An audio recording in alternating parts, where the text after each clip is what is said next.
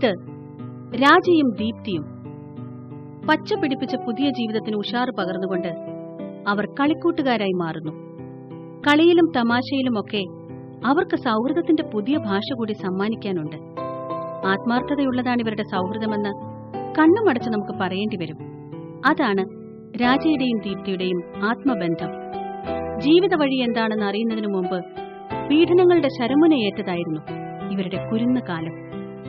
കരുതിവെച്ച പീഡനകാലത്തിൽ നിന്ന് ആരുടെയോ കാരുണ്യം കൊണ്ട് ഒരു കാരുണ്യശാലയിലേക്ക് അവർ എത്തപ്പെട്ടു, ആലുവയിലെ ജനസേവാ ശിശുഭവനിലേക്ക്. ഇനി ഈ കൂട്ടുകാരെക്കുറിച്ച് ചിലത് നിങ്ങളോട് പറയേണ്ടതുണ്ട്. ഇന്ന് സാധാരണ ഒരു കുട്ടിക്കൊപ്പമാണ് ഈ തമിഴ്നാട്ടുകാരൻ പയ്യന്റെ ജീവിതം. പഠിക്കാൻ മിടുക്കനാണവൻ. മലയാളം നന്നായി സംസാരിക്കും. എല്ലാവരെയും മനസ്സ് തുറന്ന് സ്നേഹിക്കുന്നു. അതുകൊണ്ട് തന്നെ എല്ലാവർക്കും പ്രിയങ്കരനാണ് ഈ മിടുമിടുക്കൻ രാജൻ.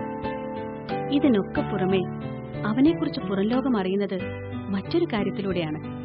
എറണാകുളം ജില്ലാ ഫുട്ബോൾ ടീമിലെ ജ്വലിക്കുന്ന അംഗമാണവൻ.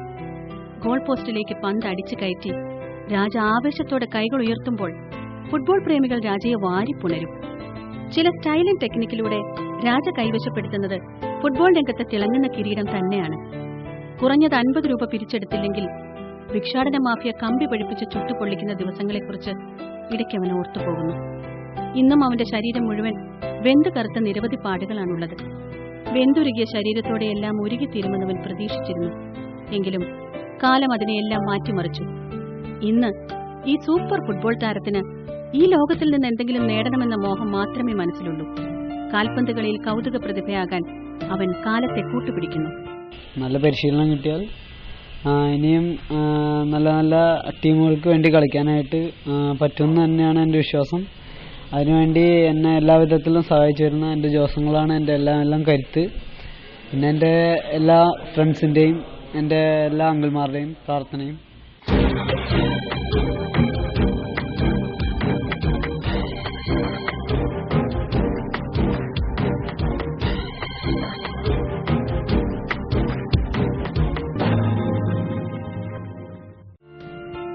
കാലം സമ്മാനിച്ച സൗഹൃദക്കൂട്ടിൽ വന്നെത്തിയ ദീപ്തിക്കുമുണ്ട് ജീവിതത്തിന്റെ കൈപ്പേറിയ 100 അധ്യായങ്ങൾ.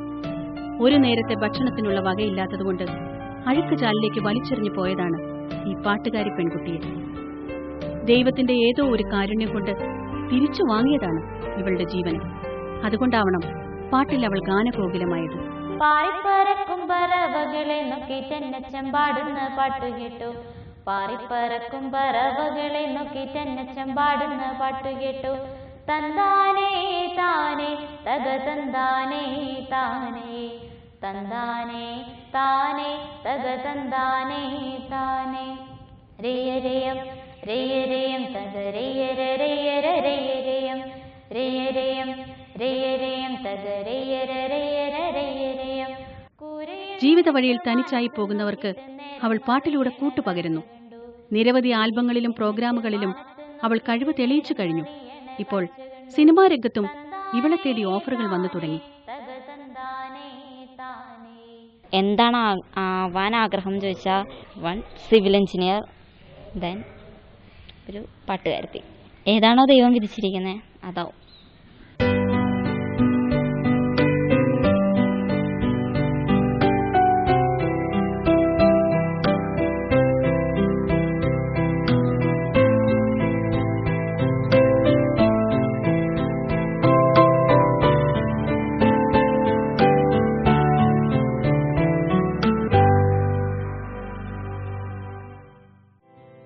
കളിയും ചിരിയും കുസൃതിയുമായി അവൾ ബാല്യത്തെ രസാവഹമാക്കുന്നു. അവൾക്കിന്ന് കൂട്ടുകാർ 100 കണക്കിന് പേരാണ്. അവശിഷ്ടങ്ങൾക്കിടയിൽ നിന്ന് ആഹാരവസ്തുക്കൾ തട്ടിപ്പറിച്ചെടുക്കുന്ന പഴയ കൂട്ടുകാരെ അവൾ മറന്നിരിക്കുന്നു. ഇന്നവൾ ഒരു ഇംഗ്ലീഷ് മീഡിയം സ്കൂളിലെ മിടുക്കി കുട്ടിയാണ്. പാട്ടും കൂട്ടുമൊക്കെയായി കൈവന്ന സന്തോഷത്തെ മറ്റുള്ളവർക്ക് പകർന്നു നൽകാൻ അവൾ പാട്ടിലൂടെ യാത്ര നടത്തുന്നു.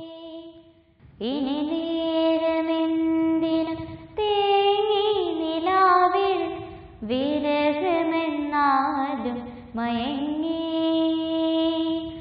പുലരിതൻ ചുംബന കുങ്കുമമല്ലേ ഋതുനന്ദിനിയാക്കി അവളെ പനിനീർമലരാക്കി. കൂട്ടുകാർക്കുമുണ്ട് ചിറകടിച്ച് പറക്കുന്ന മോഹങ്ങൾ. അവർക്കുമുണ്ട് മാനം മുട്ടുന്ന പ്രതീക്ഷകൾ. ഇന്നും അവർ ചിലത് ലക്ഷ്യം കാണുന്നു. ആ ലക്ഷ്യത്തിലേക്കുള്ള കരുക്കൾ നീക്കുകയാണവർ. ലക്ഷ്യത്തിലേക്ക് എത്തിച്ചേരാൻ, അവരുടെ മോഹങ്ങൾ പൂവണിയാൻ നമുക്ക് ആത്മാർത്ഥമായി പ്രാർത്ഥിക്കാം.